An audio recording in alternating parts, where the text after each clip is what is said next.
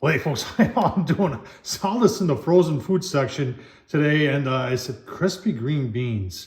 And boy, that sure looks good, doesn't it? And so we're gonna find out today if it is any good. You know, they don't give any instruction. All their instructions are just for the oven, but nothing for the air fryer. I don't see why we couldn't try these in the air fryer. So we're gonna put a layer on the old air fryer there. The old Azo is what I'm currently using as my everyday, and that changes often. But the Azo is one I like currently, and we're gonna, I tell you what, I'll leave the link down below to the review I did on that, and we're gonna try these. Well, that's the whole bag right there. A lot of little pieces in there, none that are very big, but that's what it kind of looks like. That one's breaded up a lot. Here, this one is more common.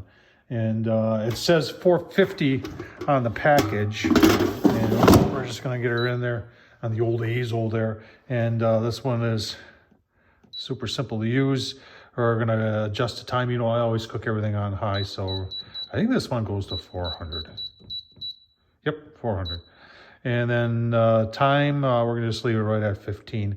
It says 10 minutes on the bag, and that's 450 in the oven.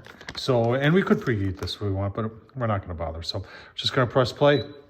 Give you a look-see in about, let's check her in 7 minutes. All right, let's take a look-see. Smells pretty decent. Sizzling away.